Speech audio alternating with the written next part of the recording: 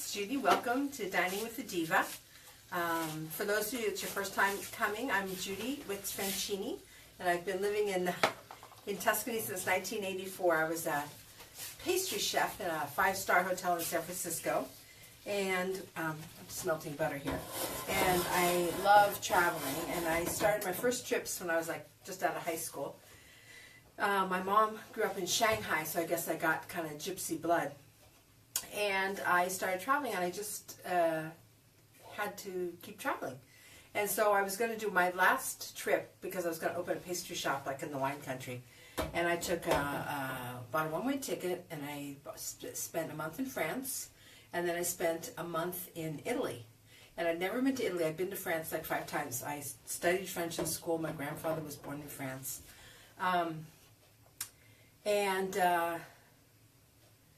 When I came to Italy, I thought, well, I'll take Italian, and that'll give me a base, something to do every day. I'll make friends, and I'll check out Italy, because my girlfriend said, my old roommate, Kathy, had told me, go to Italy, you'll love Italy, and Italy will love you. And so I bought a one-way ticket. I had a month in France, and about a month in Florence. I ran out of money. I was staying in a hotel, taking Italian classes, and I just loved it so much I decided to stay. So the hotel I was staying in offered me a job to help cook for the American college kids that were staying there, and that turned out really nice. And then eventually in winter there were no jobs, so I knew I was going to stay, and so I bought a ticket from Florence back to Florence. Went home. My roommates had called me and said, Judy, I sublet my room out. They said, we're moving. You have to come get your stuff. So I went home, sold all my stuff, got a job for like 3 months while I was home, and came back to Florence in April. And by then I spoke enough Italian, got a job. I think my first job might have been, I don't know if it was waitressing. I think it was waitressing. Got a job waitressing. And they wouldn't hire me to cook because I was a woman and American. So I had like 2 things against me for knowing how to cook. And most of the little trattorias were just mom and dad places with, 2 people cooking in a dishwasher. So I started to wait tables, learn the food vocabulary, which is not something they teach you in school. Pick up recipes, because every day they'd give us lunch and dinner, and I'd pick up all the new recipes. I kept a little notebook. And then after I was here for about 3 or 4 years, I thought I was ready to teach. In the meantime, I met this guy, Andrea, after I was here for about a year, who now is my husband, and he did all the quality control. The first time I ever cooked for him, he walked out of the room. He didn't really like what I was making. I didn't do it right. So I think, when you come, I remember hearing people say, people from Texas were like, the Italian food's better in Texas. I think if you grow up and you've never been to Italy, then you don't really know what Italian food tastes like. You've probably had Italian-American food. Since I've been here now 32 years, now there's real Italians doing real food, but often they kind of make it for Americans in the community that they're living in. And if you think about it, when those first Italians came over, in the 1800s, they came and they didn't have their correct ingredients. I think it's one of the things that's really important we're going to talk about today when we make our Pomarola.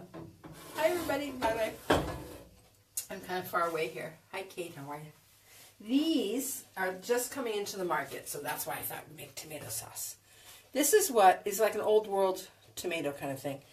Here we call these Florentine style tomatoes, and they look kind of like ugly little pumpkins. You see these? Okay. So these are the tomatoes that we use to make sauce with, because there's hardly any seeds in these. So in America, when people first started making tomato sauce, they would buy those salad tomatoes.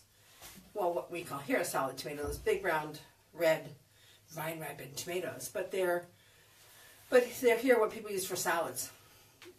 So let me just show you now the inside of one of these tomatoes. And you'll see. Now, if you can't get these tomatoes, seriously, the best thing to do is to get the canned San Marzano tomatoes from Naples, the real ones. So can you see how nice and meaty these are? Okay. So what we're going to do, ciao Merete, you're nada. All you do to make sauce here, and if you have my cookbook, let me just show you. I have several tomato sauces, okay?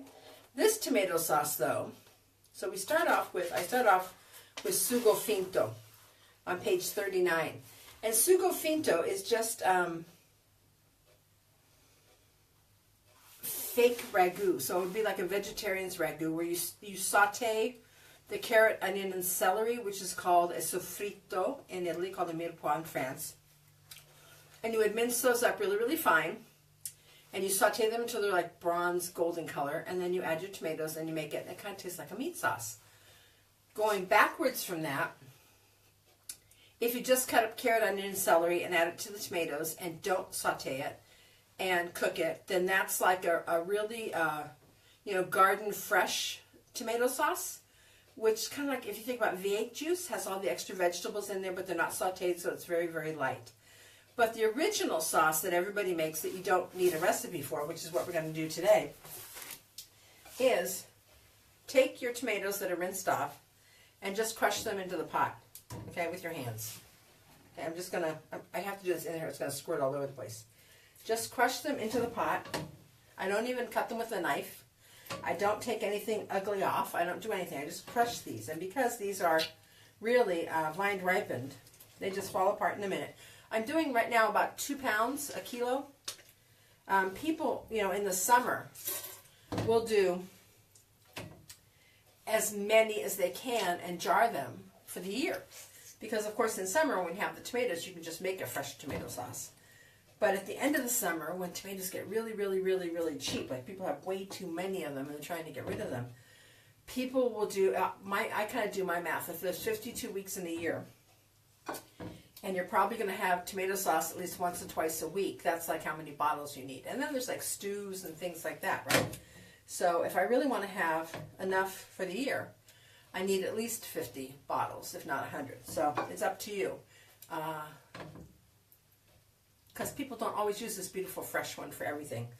When I'm down in Sicily, and these also are sometimes called Sicilian tomatoes, this tomato is the Planeta family, where we go in Sicily to take cooking classes, want something really special. So they use a little cherry tomato called a Camarino, and they make their family sauce out of that. And I can't, oh my God, it tastes like candy. When you get that, it's so beautiful. And then I'm going to add basil and salt, and that's all. So I'm going to just tear up some basil leaves in here, okay? This is all very simple. I'm not going to put too much basil in because I think the basil here is really strong. And you can always then, too, add things at the end. This is just your base sauce, which if I was going to make this for my husband, like on spaghetti or something, I would just serve this like his mother did, with like a tablespoon of butter and then some Parmesan cheese. And that's it. Hi, Tonya. I just saw how cute your story about your husband was.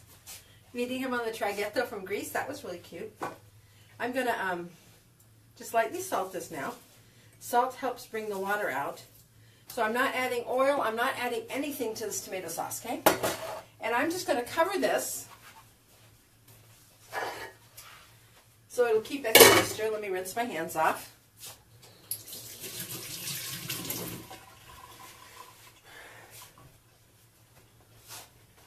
And look, Kate, I have you in the kitchen with me. You're my little towel I have right here to wash my hands, dry my hands with.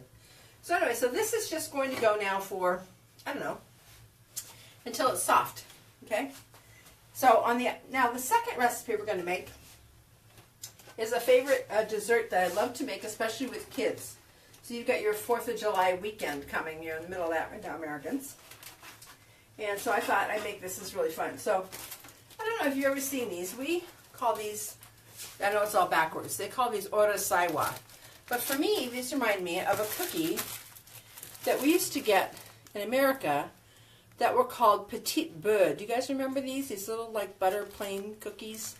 Lou makes them. L.U., who bought like Mother's Cookie in California. And so what I do with these, I'm going to do 2 packages. This recipe is always also in the cookbook. The cookbook is for sale online on my website. And I also made an ebook version of it, okay? So on page 201 is the Salami Dolce. And for those of you that are part of my Dining with the Diva, I've already put the recipes up on the secret sauce. Ciao Toby, come stai? My favorite pastry chef from Tavernelli's here. Maybe Toby, possiamo fare una lezione di pasticceria con te un giorno? Vengo da voi. If you guys buy my app, Taste Chianti, you'll see that the Pasticceria Bagnoli is one of my favorite pastry shops. And you know, since I was a pastry chef, I'm really kind of picky, so I love it. So what you need for your salami dolce, which is really cute, are just 2 egg yolks, okay? And then half a cup of sugar. And we're going to whip that so it looks like a cake batter, okay? So I want to have a bigger whisk here. I don't mind whisking. If you have an electric beater, you can do that. So we want to make a nice base here. And while this is, I'm whisking this actually. I have my melted butter right here. And I wanted to try something new today. Oh, ciao, Jeffrey. When I was at a beautiful winery up in Chianti, Volpaia, they actually, instead of I usually just use cocoa powder, but they added pieces of chocolate. So I have some of my beautiful Torino. Look how cute. They look like the tops of Coke bottles. This is Guido Gobino's extra bitter chocolate. So I have these. See, look how cute they are. He's kind of like the Tiffany's of chocolate. If you're ever in Torino, you have to go to a shop. So I have like 3 of these that I'm going to substitute for part of the cocoa. And that'll help it solidify more. Basically, you know how we make rum balls and stuff? This is egg yolks and sugar and melted butter and the cocoa powder. And then to re-solidify it, we put it in the freezer. You can put it in the refrigerator, just take longer. I usually do it in the freezer. And then when somebody comes over, you take it out and let it come to room temperature, and you slice it. It looks just like salami. So there's no blood, there's no meat. It's not really salami. It just looks like salami. So I'm just turn that on and melt the chocolate in the butter. Okay? Yeah. So then I've got this the sugar and the egg yolks. If you're afraid of eating raw egg yolks, just leave them out. Okay? I've done it also just with other liquid. I've added liqueurs, I've added grappa. The melted butter will hold it together. I'm not sure why there's even egg yolks in here, but can you see how it starts to look like cake batter, okay? Ciao, Lise. How are you? I'm coming to New York for IACP next year. I'm really excited. I can never get enough of New York. Being a California girl, I'm not very good at getting around New York. So let me just stir this so the chocolate melts in here. Okay. It's already hot, so I'm just going to turn that down now. I love how when you teach somebody a recipe, they make it their own. One of my Japanese girlfriends who went home after studying with me and opened a cooking school in Japan, she added chopped hazelnuts and pistachios to hers, and it was really beautiful and very, very elegant. Usually this is kind of a family dessert, so that people don't use anything like really expensive in it. But I think the pistachios are especially a really nice touch. Okay, that's looking good already. Okay, so this is already kind of like cake batter. And now I'll whisk in my chocolate and melted butter. This will make it even more of a batter kind of thing. And actually, this butter's so hot, it's probably cooking the egg yolks. So sometimes maybe people use like a pasteurized egg or something.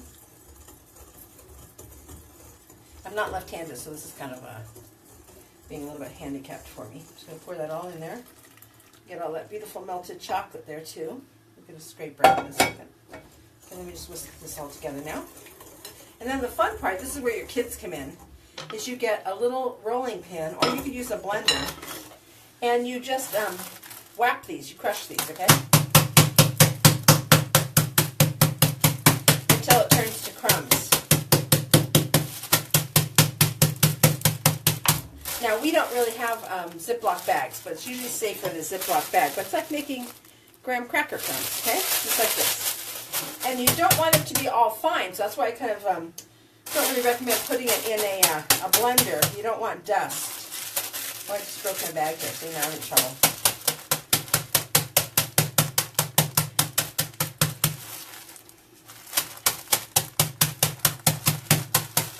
So you want some pieces left a little bit big, I do have a Ziploc bag I brought from America, so let me just get this.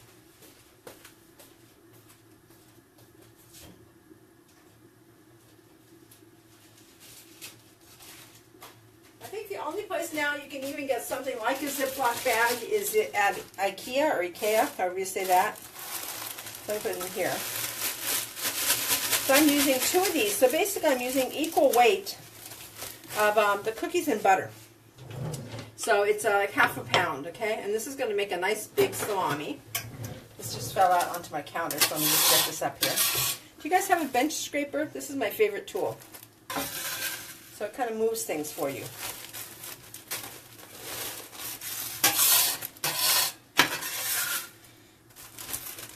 Being a baker, this is like our favorite thing when you have something like you're kneading and it sticks to your counter, or to clean your counter up afterwards. Because I was going to put it in here, and then I can just beat them with my rolling pin.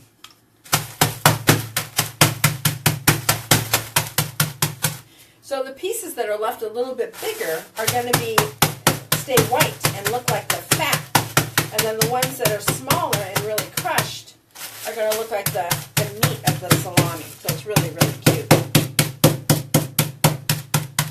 So if you're coming to visit friends and family in Italy, you can always bring them Ziploc bags. Real saran wrap is always a great present. Saran wrap here is horrible. One of the nightmares of life. Okay, it's almost done. Then I'll do the second one. Okay, so can you see that? I left some pieces a little bit big. Oh, guarda, Salvamonte. Ciao, Alicia. I know. Carlo. Credo un assessore che sta lì. C'è un'americana anche che abita lì adesso, no? Oh God, come si chiama? Carol? No? L'americana da New York ha comprato una casa lì. E poi anche qualcun altro ha comprato la casa. So now, I've also got my cocoa powder. Put that in there, and that's going to make it darker brown. And then I'll finish with the rest of these smashing of the cookies. So I don't know if you noticed, but I always like to do 2 recipes at a time because I hate just like sitting around.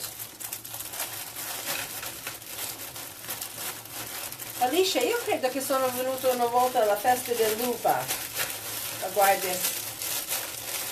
Guardia, c'è la festa di uva. Sono venuta a Benevento e siamo andati a vedere la fabbrica di Strega e siamo andati, I just dropped cookies here, siamo andati a una cooperativa di vino che è molto buono. So you guys, this girl Alicia who's there lives in a little tiny small town outside of Naples. And it turns out there's a lot of people moving there, so I'm sure everyone's looking for these places to retire that are cheaper than home. A lot of Italian Americans are going back to the villages that they come from. And then we also saw somewhere near there I think was that Benevento? No. Where was I? We went somewhere. Maybe it was Benevento. And saw a dinosaur, a baby dinosaur. This guy Carlo met us and took us there. It was on a press trip. It was really fun. So Alicia, are you Italian? English? Where are you from? How'd you end up down there? Okay, so now it's smashed up. So I did 250 of cookies and 250 of butter, which is like half a pound. The 2 egg yolks, half a cup of sugar, cocoa powder, and then some melted chocolate. The melted chocolate is an addition because my girlfriend did it at her cooking school at a winery in Chianti. It makes it firmer because if you think about this, ganache is like, melted cream and chocolate. This is the egg yolks and cocoa powder. We have the butter here that's going to re-solidify. But the more chocolate you add, the firmer it's going to get too, okay? So I just thought that might be kind of fun. So I'm going to have to probably get in here soon with my hands. Hi, Karen. Staten Island, wow. Are you Italian? Oh, you're from California too? Wow. I'm from San Francisco. Where are you from? And how did you end up down there in the middle of nowhere? I'm going to use my hands now just to really kind of knead this together.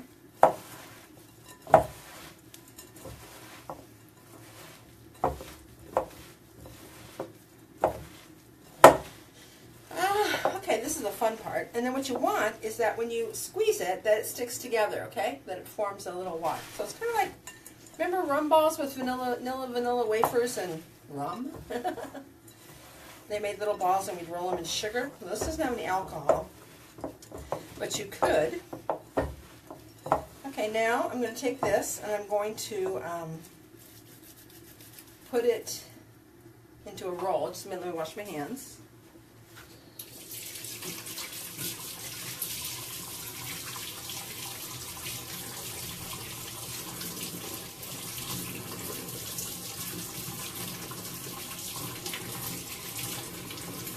What a mess. Chocolate into your fingernails. Oh, I was just going to ask you. I was going to ask you, you're friends with Alba's. Yeah. Yeah, I heard that. I didn't get to see her because she was coming and I was working. Okay, so now, I think the other American girl that I met on Facebook, her name is Carolina, something like that. So now we're going to take a nice big piece of aluminum foil.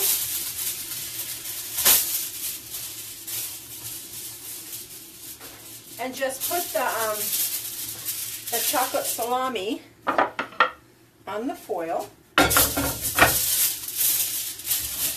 Okay. And shape it into a salami. Okay.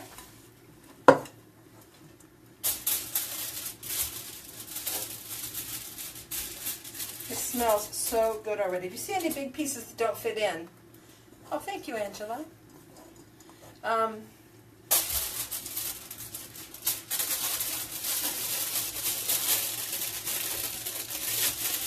Okay, so it's kind of like a chocolate truffle, a chocolate rum ball or something, and then this is going to solidify so that you can slice it. So I'm giving it its basic shape right now. And then I'm going to put it in the freezer, and then I'll show you, the picture's already online, okay? You can see that. But I'll show you this one when we're done, because this one's going to have a little, wasn't a lot of chocolate, just a little bit of chocolate. Okay, I can smell the difference, though, of having actual chocolate in here. It smells different instead of cocoa. And then you can add as much cocoa as you like. You can even make it almost black. If you like, that makes it look more like meat. Okay, so now I'm going to seal this up, and when I turn it, I like to press it and make it round on all sides, okay? And I'm going to turn and press and turn and press and turn and press, kind of like a little sushi roll.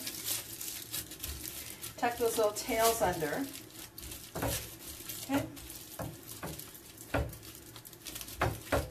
And here is our, hi Jackie, we're making something chocolate. So this is salami dolce. It's a crushed cookie with melted butter, egg yolk, sugar, and I did a little melted chocolate, and crushed, these are like petite beurre cookies, or the saiwa cookies. And you leave some of the pieces a little bigger, and they look like the white fat, and the other ones look like dark meat, so that's why it's salami. Put this in the freezer.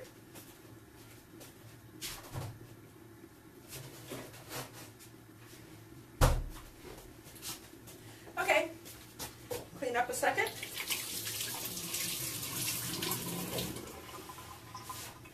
I'll put this back here.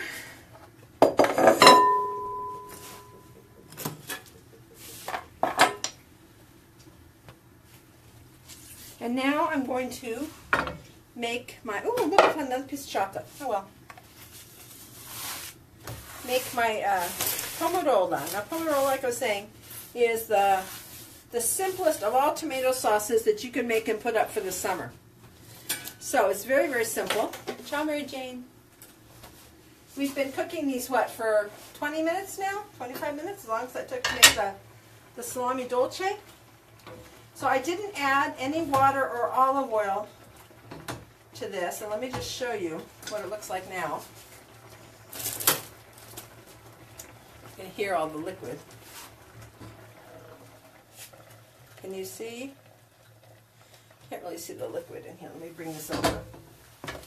Okay, so what's going to happen now, let me see, this is,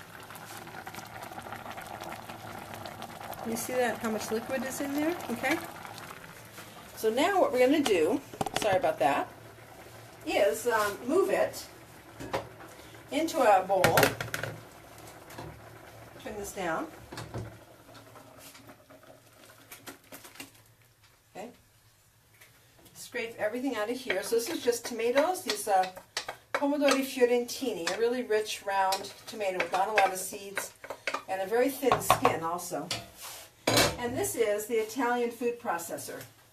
Do you remember these? They're called Ciao Holly, how are ya? These are called a mettitutto, a muli, or a passatutto. What do we call them in America? A food mill. Foley's food mill, that's what it is. Okay, so we're going to take this, and I just put it on top. Look how cute. They have these little handles that just fit right on top of my pot. And then when you buy them, they have 3 different sizes of discs. And for the tomato sauce, and then these are how you change them. Okay, there's this little thing right here that I can just pop these out. Put this back in, and it's got the brace in there. And so I want this to be nice and fine and have no skin or seeds in it. So a lot of people that can't eat tomato sauce, this is perfect for them because it gets the skin and the seeds out of the tomato sauce. Also, these are only made with ripe tomatoes, so there's really no acidity. Ciao, David. So I'm just going to use these and put them right in here. Okay. With the liquid. The liquid's going to drip down through right away. Okay. So this was a kilo of fresh Pomodori Fiorentini tomatoes. And now you just turn. And it's going to squish down the tomatoes and get all that pulp, the cooked pulp out, and keep the skin and the seeds above, okay? So I'm cutting my head off here a little bit. Thank you guys for sharing my video. I really appreciate it. Ciao, Marlena. Oh, boy. So it was so nice and cool these past few days. It was really, really lovely. Yesterday, I don't know if you saw, but I went to a festival in the village nearby. We had a donkey race. It was really cute. Okay, so I just go around and around and around. And then underneath, you want to be sure to get all that tomato off of there, okay? There's tons and tons of tomatoes that's going to be coming off. And then I like to move with my little spoon. I usually use wood. I don't like to use metal really a lot. Okay? Go round, around, around, around. And you keep going until all you have left really are the seeds, and then you'll see the tomato skins actually start to roll up like this, okay? So when the tomato skins, that's all you have left, then you know you've gotten all the tomato off. But then the tomato has a lot of water. So do you remember how the old tomato sauces from Italy used to take like hours and hours and hours to cook? That's because we were using the salad tomatoes, the big round tomatoes. So now, of course, you know that there's a huge war going on with the people from Naples that grow the beautiful San Marzano tomato that comes from the volcanic soil out below Mount Vesuvius in Naples. There's something so different about where a bean or tomato or fruit is grown in the soil. It gives off a lot of flavor. So those other tomatoes really I would call plum tomatoes. That they're the long ones, so those are good for sauces too. But if you ever get the chance to get a can of San Marzano, and they'll say DOP, Denomination of Origin Protected. They're from Sarno, which is down there just outside of Naples. I know that in, I think it's Brooklyn or Bronx, Gustiamo is the big importer I think that they have in America. They're expensive, but they are, to me, instead of going out to dinner and spending $1 million on a meal, I'd rather eat at home and have really great ingredients. And sometimes, you know, you can get a can for maybe $1.29. These might be $4 or $5. I was just also touring, doing some research. We went to a village called Lari, L-A-R-I, And, it's the wheat season right now, so everybody's out harvesting their wheat, so I went to check on some of my favorite pasta producers, and there's one there. Have you seen the pasta in the yellow bag? It's called Martelli. And so I went there and I saw, their beautiful pasta production. And again, just the best quality spaghetti is so different than the commercial stuff. It's hard to overcook. It's easier to digest, more flavorful. I remember when I took one of my first cooking classes in San Francisco. It was at Judith Hotkin's cooking class, and she was making some, Viennese chocolate torts. And she was like, if you don't buy this chocolate, it's not going to turn out. Well, it's not that it won't work, but it's that it won't taste as good. And I get that now, but when I was a young, starving student, I was like, of course it's going to work. But you get different results, and I think that's the difference between, going to a diner to eat and going to a fine restaurant, is that they've resourced maybe local ingredients or the best ingredients that they can get. So I'm going to scrape now. I'm going to show you all this tomato off the bottom here, okay? I don't want to waste any of that. So now basically what I have is like a tomato juice. Remember, it has salt and basil in here. And look what I've got left in here. Mary James, hi. Oh yeah, exactly. So do you see this? So basically it's just the skin, okay, and the seeds. I'm going to keep going a little bit. Yeah, the New York Times did a big expose on that really cute label that's white with the red tomatoes on it that looks like, I think it might even have the map of Italy hidden in a shadow or something. Those are not San Marzano from Italy, but they are a San Marzano tomato, a plum tomato, grown somewhere in America. And it's a lovely tomato, but they just shouldn't say it's San Marzano. I think then that they were, challenged on that, and now it says Tramezzano, or they changed the name. So they're not saying that they're San Marzano anymore. They've changed the name. So, but you just have to, if you're paying for San Marzano, you should be getting a San Marzano. It's like people, that cheat on wine. They say that they're from a certain vineyard and they're not, or they buy wine from somebody else, but they put it under their label. Being careful about where you can get your ingredients. Same thing with tomato paste. I know the Chinese are making tomato paste, and we had a huge expose on that here recently, and that was disgusting. That was really disgusting. Things are left outside fermenting, and then you pick by the color, like how red or black you want it to be for the tomato paste. And I remember once getting a request from China for me. They probably thought it was something big to buy, tomato paste from them. Just like, no, thank you. No, thank you. You don't know how the products are raised. I remember my mom grew up in China. Of course, this is in the 1920s. And she was saying that, mostly in China they used human waste as fertilizer. And so you couldn't really eat anything fresh out of the fields. Everything had to be treated. Now, I hope that that's still not the case, but when you have 6,000 million people living in a country, who knows how their food is processed and the clothes are dyed. So I'm just always trying to be a little careful. Okay, so see, I'm still getting tomatoes from what looked like it was finished. So I don't think you ever stop. You just keep going. I've got the heat on down under here, so it's reducing already. But I'm just going to keep going until really there's no more sauce coming out of this. Okay. Now I have a friend, and what she does, it's really fascinating, so that there's really no waste in tomatoes. What does she do? Let me think about this, because it was so incredible.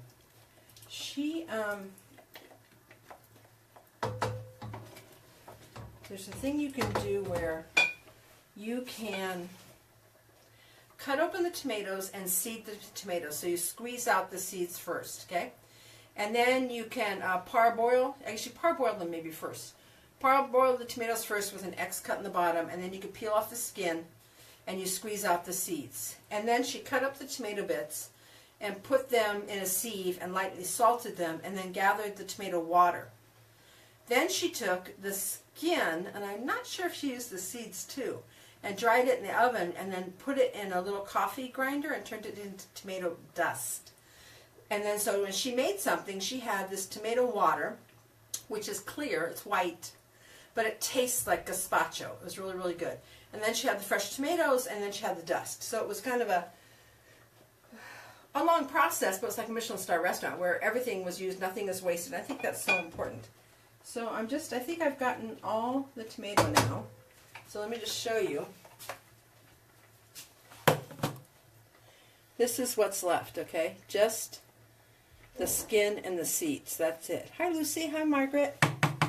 And let me show you now my sauce. So this has just been cooking while we've been talking.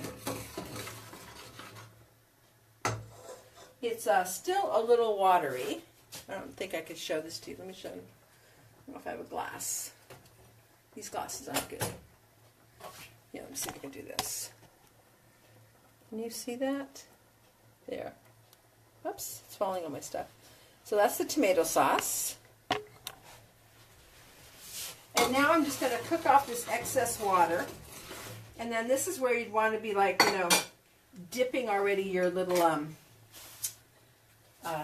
bread to taste your mama's tomato sauce cooking. So to me, this is pure summer. And I just really love it simply with a little spaghetti. Oh my God. This is so good.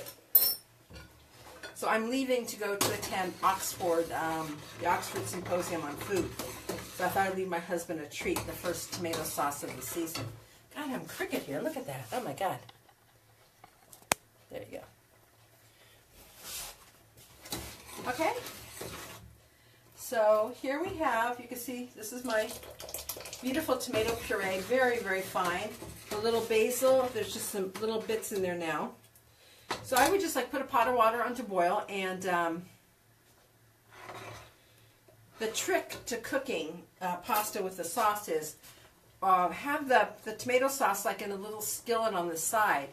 Pick up your pasta out of the pasta water and drop it into the skillet and let it finish cooking those last couple minutes in the tomato sauce with just like a teaspoon of butter per person and then some grated Parmesan cheese. And the butter will take out like any acidity, and we don't use cream really, but a tablespoon of butter.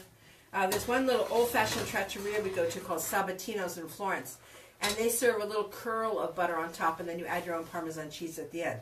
But you would never just put the spaghetti on the plate and then top it with sauce. You want to really cook the spaghetti in the pan together with the sauce so that it finishes cooking together and the tomato sauce absorbs into the pasta. And then also that the pasta, the starch, thickens the sauce a little bit. It makes such a big difference when you do that. It's really nice. And then I keep thinking of when you have something like this with a beautiful tomato sauce, and you could also use something like, I also picked up these little plum tomatoes. These are actually from Sicily. They're called little dates. Okay, they're called date tomatoes. And I'm actually going to make spicy tomato jam with these. Kind of on my tomato kick right now. The tomatoes are in season. So this really just is, I think this is almost done. There wasn't a lot of water in this. So I started when you guys got here, so I started at 6 o'clock, and it's 6:35 right now. So I think like in an hour you make fresh tomato sauce. And I don't know if any of you saw my videos from last year when I went to the San Marzano Day, the last day in July. There's a huge party down in Sarno now, so I hope to go this year. And you go to the farm, and they do everything with the San Marzano tomatoes, and they show you how they do them. And what they do is, like during here, everyone gathers up all the wine bottles and beer bottles and all the other bottles. I even saw with Coca-Cola. And they get any bottle that they can, and they fill it with tomato sauce. So, you know, you want the little, remember the little glass Coca-Colas? They do those. Little juice ones. So if I'm by myself, I just need a little juice jar. Two people might need Coca-Cola.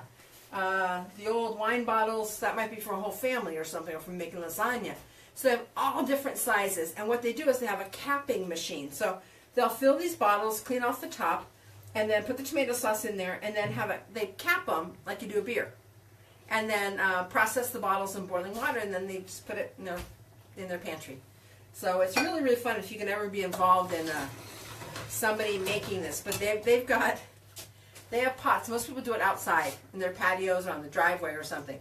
And they have pots that are 3 or 4 feet tall and huge. And they'll be dropping in the plum tomatoes into the boiling water and then taking them out. And then a lot of times people actually peel them first before they go to cook them. Or they just can them whole. So they'll have the wide mouth jars and put the peeled whole tomatoes in a jar with a pinch of salt and a basil leaf, and have those, what we normally buy in the cans, those tomatoes, the pelati, which means peeled. So a lot of times, you're going to get all different versions of how how they're going to save their tomatoes. There's another place where they have small little round tomatoes. They have a little point on the bottom, and they hang those up under their stairs and let them naturally dry, and they use that as a winter tomato. They save them in the summer. So that was it, and I'll show you. You'll see the pictures later of the salami, and I can see now that I'm getting really nice tight little bubbles in here. Another thing I kind of look for, that the water is disappearing. You want to stir it once in a while, make sure that the solids aren't sticking on the bottom of the pan. So anyway, this would be a Pomarola plain. Another one might be to add carrot, onion, and celery and your basil leaves. And then when you puree it too, it's going to have more of a garden flavor because you're going to have that raw carrot, onion, and celery in there. And if you want it to taste like a vegetarian ragu, you mince the carrot, onion, and celery really, really tiny, and then you saute them in the bottom of the pan until they're really kind of golden brown. And then you add you can add the tomatoes, and that's a sugo finto, a fake ragu. And then ragu would be the carrot, onion, and celery, your tomato sauce already ready, and I do a beef pork combination. There's so many things. So what I'd like for you guys to do, of course, is to share the video with your friends. If you want to watch it again, I put it on YouTube. So my YouTube channel is Divina Cucina, Divina Cucina, and it'll show up. And right now there's just a ton of the videos there that I've been doing these past month or so. So if you would go and just, put the little thumbs up that you like it, that would be nice, because then people know I'll know what you like. Mostly it's for me to know what you like. You can leave a comment if you have time. That would be really nice. You could share this with your friends. You could have your friends join the Dining with the Diva Facebook page, where I'm putting the recipes there for the people that are a member of the little club there. What else can you do? Tell me what you want to make next. I'll be gone for a week almost, and we'll come by. It's July. It'll be hot. I do have an ice cream machine, but that's kind of noisy. We'll have to think about this. Yeah, I usually just get inspired when I go to the market what comes in. So the other day I did the eggplant, and that was really good. My grilled marinated eggplant and those sauces. I don't know. You guys have to watch what I'm doing. If you go and you just look on my my webpage too, which is divinacucina.com, and there's at the top just to click on the recipes, and it just